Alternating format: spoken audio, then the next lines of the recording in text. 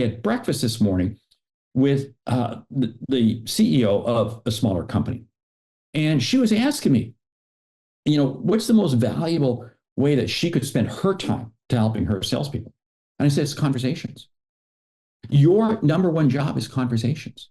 You need to have a metric, and I'm all about metrics. I'll be talking about metrics at Outbound. Metrics, what's your metric of I'm going to have 3 conversations a day with customers, or 2 or 4 or 5 or 10 or whatever it is. But you having conversations as a CEO, what are you doing? You're deepening relationships with customers. You're helping them to experience your brand, and they're experiencing what you deliver, the value proposition, the content, the product.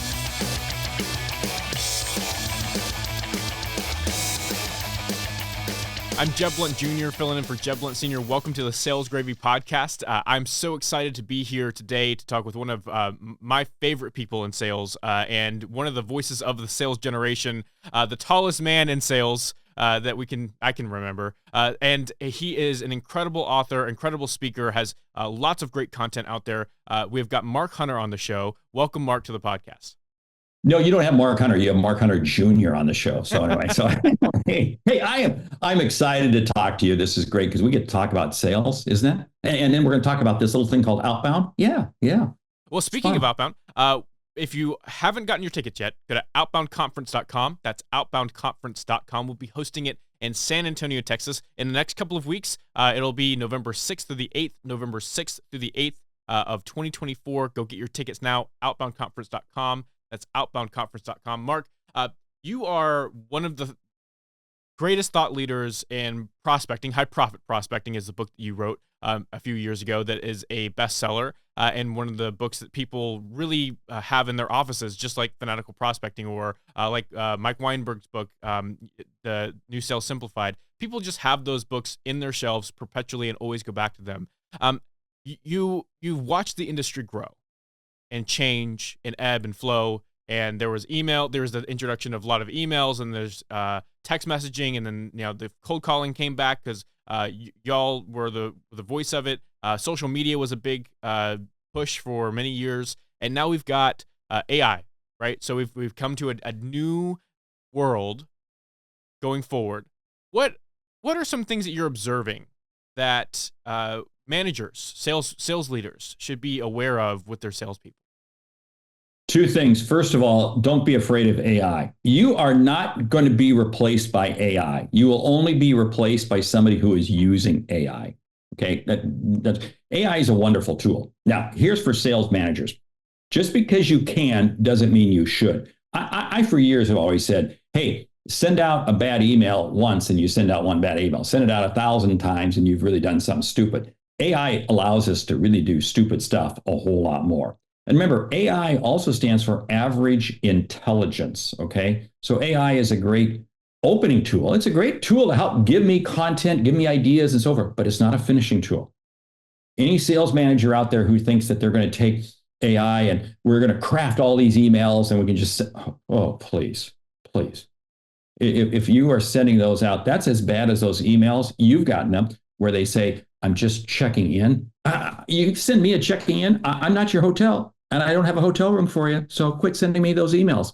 So, hey guys, it's about the relationship. More than ever, I'm getting on a soapbox here. I'm going on a rant. More than ever, the relationship, the authentic relationship is more important than ever in sales, despite what AI, because we're in a yin and a yang world. Yin is the AI. Yang is the personal, authentic relationship.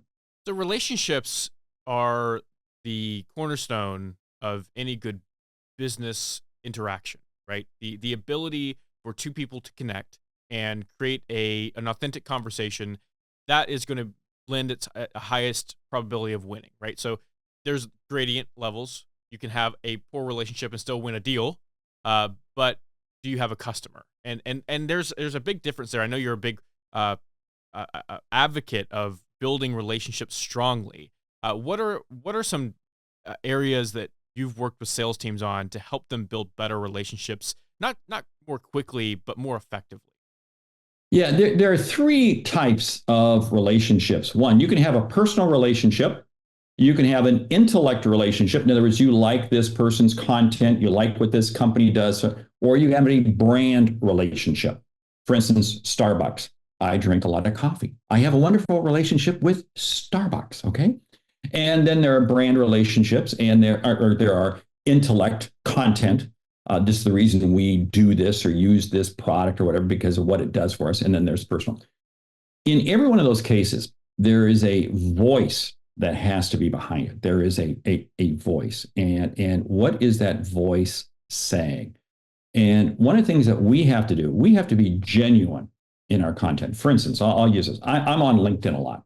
Just before we began doing the show, I said, I haven't checked LinkedIn. I got to check LinkedIn. Now, I have a person on my media team that does my postings. In other words, I develop them, but she then puts them out there. But she doesn't do the interaction. I genuinely go out and like and comment on all of them. So what does this do? This creates credibility. See, I'm using, and oh yeah, we can use AI to help give us content, give us ideas. But again, we still finish in ourselves. But I'm the one who genuinely 100% interacts with you. This is one of the key things. I had breakfast this morning with the CEO of a smaller company. And she was asking me, what's the most valuable way that she could spend her time to helping her salespeople? And I said, it's conversations. Your number one job is conversations. You need to have a metric. And I'm all about metrics. I'll be talking about metrics at Outbound. Metrics. What's your metric of I'm going to have 3 conversations a day with customers, or 2 or 4 or 5 or 10 or whatever it is. But you having conversations as a CEO, what are you doing? You're deepening relationships with customers. You're helping them to experience your brand, and they're experiencing what you deliver, the value proposition, the content, the product. Ooh, guess what? You're hitting on all 3 right there. Conversations, absolutely critical, wherever you are. And that might be a great lesson for a smaller size business, especially with talking with the CEO. So having conversations with customers, not just the sales, they have a sales team themselves and they need to go have those conversations. Kind of walk us through that advice that you gave that CEO. Yeah, what I did was I said, where are you finding yourself in terms of the customer value interaction with your salespeople? And she made the comment. She says, I'm not having the conversations. I'm not involved in too many of the sales. Occasionally they bring me in to help close a deal or something like that. But I got a pretty good sales team and they do a good job. And I said, okay, but think about this. Do you think there's opportunities? Do you think there's conversations? Do you think there's more information you could gather if you were having some of those? And she said, yeah. I said, okay, then you know what? You just got to pick up the phone and call. You just have to pick up the phone. And because you're the CEO, you're going to be able to get conversations with your customers' CEOs. Oh, wow. Guess what? You're going to be able to ask questions that your salespeople can't ask. Not that they can't ask them, but they just won't get they won't get the same answer. But you as a CEO, you see, it is so imperative. And don't think, and I told her this, I said, don't think you're going to get that just by saying, hey, salespeople, start asking these questions. It's not going to happen. You have to have that conversation. And I challenged her. I said, as we come into the end of the year, I want you to set a goal to take your top customers and reach out to every one of them and thank them for their business. And she made the comment. She said, oh, we have a great holiday card system. And I know my salespeople, because they spend a lot of money on gifts and so forth. And I said, that's not the point. The point is you having a conversation. You having a conversation, thanking customers for their business. You know what's going to happen? You're going to hear so much feedback. You're going to hear opportunities as to what the customers are going to have next year. You're going to wind up creating more business for yourself and your company than you'll ever realize because you took the time to thank the customer. Ooh. Yeah. I couldn't agree more. We have a team member, Jessica Stokes, who is incredible, and she teaches lots of our classes over on salesgravy University, but she believes in the handwritten note, a handwritten card. Now, it's not the same as a conversation, but she sent me a birthday card, and I'm 27 years old. I haven't gotten a birthday card in the mail maybe in the last 10 years. It doesn't happen very often. I live close to my family, so they see me. Okay. But I haven't gotten a handwritten birthday card. She sent it to me. It was the nicest thing I can remember somebody doing for me in a long time, because it was a nice communication from somebody that showed that they cared, that showed that they had intention to have, a professional but important relationship with the people that they work with. And I think as a CEO, or even as a sales leader, or even as a salesperson, that when you employ that a level of intentionality with the communication that you have, you're right. AI will not replace you, but you can use it to prompt, but you can't use it to finish. So much value, what you just said. And you know what? I'm going to make sure I send you a birthday card, and I'll even include a $5 Waffle House gift card in there. Okay. How's that for you? Okay. I Okay. love it. Waffle House it's not a Waffle House. It's a Waffle Home. It's a Waffle Home. Okay. Now we're going way too deep with this here, but he does live in Georgia. So anyway, it's the home of Waffle House. Anyway, people up north are saying, what the heck is a waffle? You don't even want to go there. Okay. Anyway. Okay. There's something about that personal note. And this is the whole thing. Don't ever think that you can't touch your customers enough. Don't ever think, because again, there's so much yin and there's so much yang. I mean, I had this situation yesterday. I was in Salt Lake City. I'd been delivering a program the day before. And yesterday I had a chance to spend some time with one of my clients. And I know their business quite well, but before I went and met with them and met with the CEO and the leadership, I went out to chat GPT. And I did a little bit of background on their industry. Who are some of the other customers? And what did it do? It gave me more intelligence. So when I walked into the office, I was a little more intelligent as to what's going on in their business. It elevated my game. I mean, I thought I knew a lot, but this pointed out several new pieces of information for me. Excellent. AI needs to be part of our daily process. The key is, it's there to support our daily process, not to control our daily process.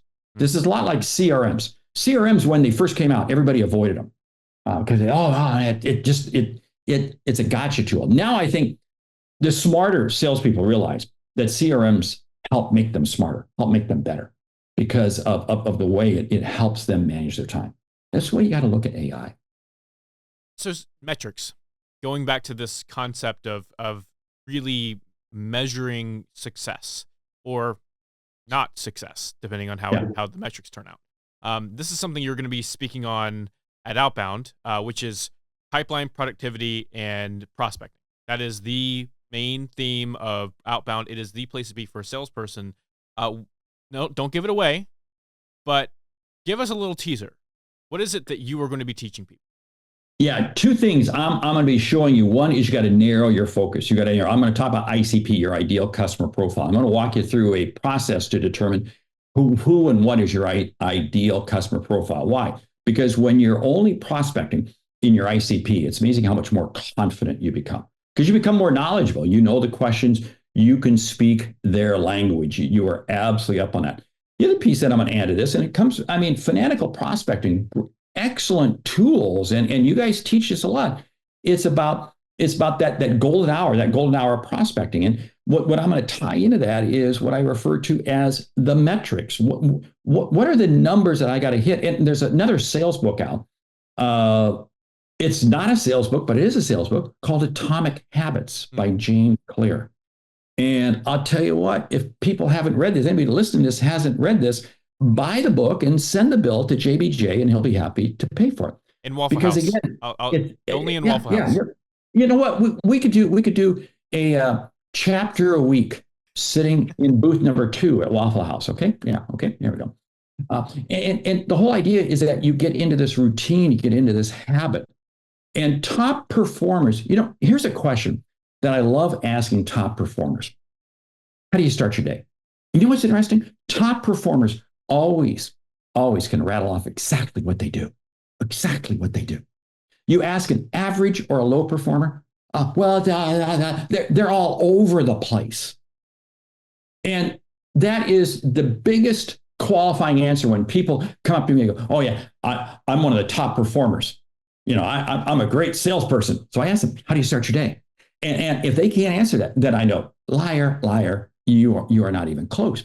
because again, they are very set prospecting. And we all want to put points on the scoreboard. And again, I'm going to talk about this. This is how your ICP and the strategy that you use reach it. We all want to put points on the scoreboard. That's making our quota. But to put points on the scoreboard, you got to run plays on the field, plays on the court, whatever it might be. Those are the activities we do every day.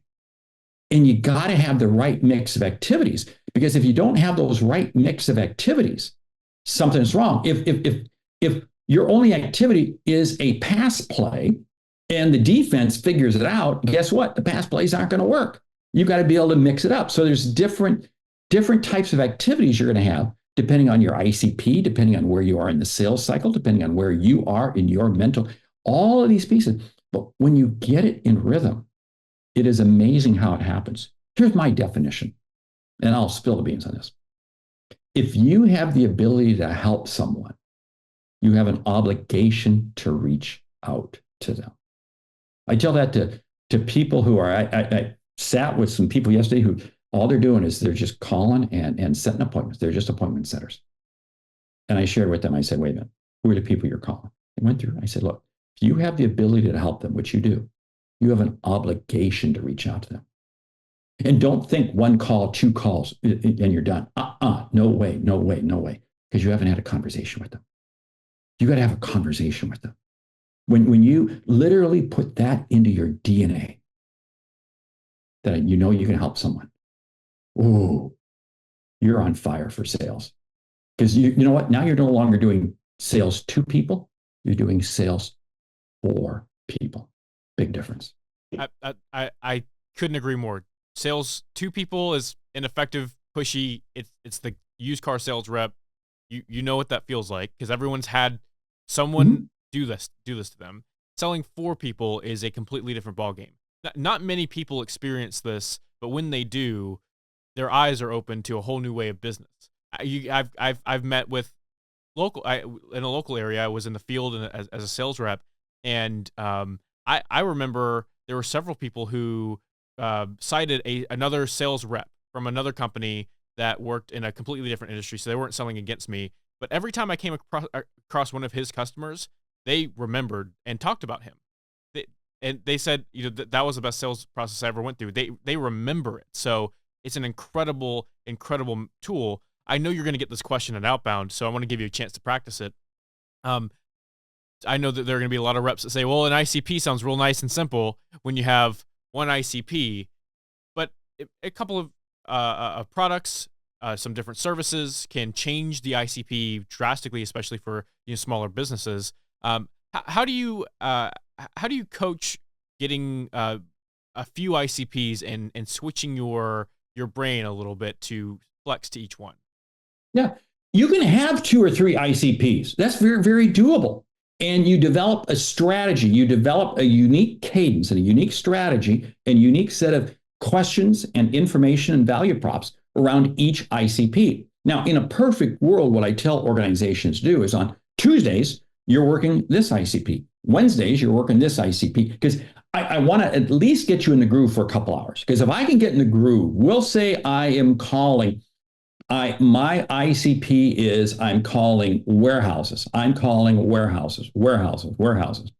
If I can just focus on warehouses for 3 or 4 hours, I can really get in the groove in terms of the communication, the language, the questions, etc. Then maybe the next day, I am only dealing with some other industry, a completely different type of industry. That's fine. But now at least let me get in that group. So you can develop different ones. That's A-okay. What you don't want to do is you don't want to be the pinball. Where you're just, one call here, one call here. That's, I tell you what, if that's what your organization is doing, you got to bust that apart. And you know what you're going to do? You're going to wind up increasing your efficiency and your productivity and reducing your turnover significantly, because your people will now feel that they can get in the groove for this ICP. And boom. And then ultimately, maybe as you develop as an organization, you begin to isolate them, that you have this person just doing this ICP, this person doing, whatever. But I tell you what, don't try to dance everything at one time. It just doesn't work. You're going to be busy, but you're not going to be productive. And focusing in on maybe 3 or 4 hour stretch, or focusing on one ICP just to get the momentum going. How long do you wait before you have to try it and test? You have to do a little bit of A/B testing, some trial and error. How long would you attack an ICP before you say I need to adjust this ICP? Yeah, there's three ways that we can answer this question. I'm going to answer two of them right here. One is I can't change this process until I've done it 3 times the length of the sales cycle. If it normally takes me a month, we'll say, to close a deal, I can't change this process for 3 months. Okay, that's the macro process. The micro is this. I'm going to stay in as long as there is value to me that you have potential. And there's 9 criteria. And I'm going to go through this at Outbound. I'm going to go through the 9 criteria you got to look at, because again, what's the size of the opportunity? What's the industry standing that they have? What's the learning that I can have? What's the lifetime value of the customer? There's 9 different criteria that you go through. But what this allows you to do is allows you to determine, is this somebody worth staying into? For instance, my company, we recently closed a massive deal. And it was funny, but it was 46 contacts over the course of 18 months, which really, if you think about it, 46 contacts isn't that much. But as I share this with number, they go, oh, people go, wow. But it was 46 contacts. And what was very interesting is once I was having a conversation with the decision maker, we closed the deal in 3 weeks. Now, here's something very interesting. The person even said, I don't think we've ever closed a deal for this size, this quickly. But I knew all about you because of the way you had been reaching out to me for the last 18 months. Because every message I delivered, whether it be email, whether it be a voicemail, whether it be even a social media touch, I was bringing value. I was bringing in insight. Hey, here's something new about the industry. Here's something new about you. Here's something new. I was always it wasn't buy for me, buy for me, buy for me, buy for me. Because people always said, well, how did you reach out to somebody 46 times and you didn't wind up in their spam folder? Because you know what's funny? The person actually thought I was bringing them value. In fact, what actually tripped the trigger, this is spooky, this is scary. It actually tripped the trigger when I sent this person an email, because again, popped up in my task. Here it is, send her an email. And again, it was value added. I got immediate bounce back that she was on vacation for another week. And then about 2 hours later, I get an email back from her, CCing her assistant, get Mark on my calendar for when I come back. Now think about that. My message broke through on her vacation. We got the meeting on the calendar. Like I said, in less than 3 weeks, we closed the deal. You see, how we sell is also about how we're going to function as a customer. Don't think for a moment that you can sit there and throw slime out at customers and make all kinds of wild, oh yeah, we can do this, we can do this. Because your customer is going to remember when they ultimately sign with you. I can't wait to see you, because it's going to be an incredible session. Just from the conversation we've had today, I think that people are going to walk away with more than they can chew on, and way more than they can chew on. But they're going to be able to pull away lots and lots of great knowledge from you and from our other speakers. You are a veteran of Outbound. I think the veteran of Outbound, if I'm not mistaken. You've been. We did Jeb, myself, Anthony. Let's see. I think we're the last of the 3 standing from the originals, from the not just the first Outbound, but even the pre-Outbound we had. We won't even go down that path. That's it's been a couple of years, maybe only a couple of years. And I remember I was a teenager when I met y'all for the first time in Atlanta. Okay, so now you're dating us. Thanks. I really appreciate it. Dude. I'm only 20. So I just trying to make that true. But you've been around with Outbound for all of our sessions, and I've always enjoyed what you've got going on. Why? But in your mind, why should people go to Outbound? Well, very simply this. If you have to be continuously upping your game. I never end the day without learning something new. I've been doing this for years and years, long before you were born. And every day I learn something new. We have to be continually crafting ourselves. Reason number 2, you become the sum of the 5 people you associate with the most. Jim Rohn said that line years and years ago. And I truly believe when you come to Outbound, you are hanging out with the A gamers. These are the people of the A game. And the more you hang out with A gamers, the more you become A gamers. So that's another piece. Another piece is the networking that happens from meeting all these A gamers. And I'm amazed at the number of people I run into who say, wow, I met this person at Outbound and we've stayed in touch, we've become best friends, et cetera, et cetera, et cetera. I'm amazed at the number of people who leave Outbound and 60 days later have a different job because of somebody they met at Outbound. There are so many reasons to attend Outbound. The ROI is literally off the chart. And this is what people will sit there and say, wow, I got to pay for hotel and airfare. Hey, but it's in Texas. Finally getting closer to my place. Okay, I like this. But this is something that you can't afford not to go because of your intellect.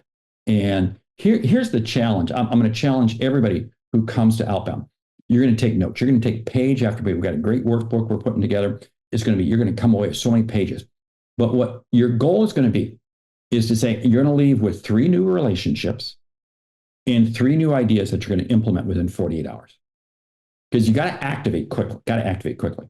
And if you have 3 relationships and 3 ideas that you activate on within 48 hours, then you know what? You're going to be going back to your notes and you're going to say, what's the next one? What's the next one? What's the next one? What's the next one? But I'll tell you what, if you come and you don't do anything with it, well, come anyway, but you're wasting your money. I love it. I absolutely agree with you. Outbound is the place to be for salespeople who want to get to the A+ next tier level. You're gonna be with people who are like-minded. You're gonna meet folks like Mark who are there to have conversations with you. We've scaled the conference down in terms of number of people who are attending. So those of you who do get tickets, there's only 50 left or so. Those of you who get tickets are able to interact with the people who are teaching, coaching, mentoring. It's not just a place to hear some keynotes. It's a place to connect, level up your game, and be the person that you, your family, and your goals need in order to hit them. Come to Outbound, outboundconference.com. That's outboundconference.com, November 6th through the 8th. November 6th through the 8th. If you haven't gotten your tickets, that's outboundconference.com. Go and get them today. Mark, thank you so much for coming by the podcast. Where can people find you? Where can people connect with you? That way they can hear the wonderful things that you say on the internet. At Outbound. You got to come to Outbound Conference. That's how you're going to get me, okay? Okay, you can Google me, The Sales Hunter. Yes, that's my real last name. I did not change it. But you can Google me, The Sales Hunter. I'm all over LinkedIn, got the website, YouTube, all that sort of stuff. But come to Outbound because my goal, and I do this every time, and if a smaller crowd, this is going to be easy. I meet every single person who attends Outbound. So you come to Outbound, I'm meeting you.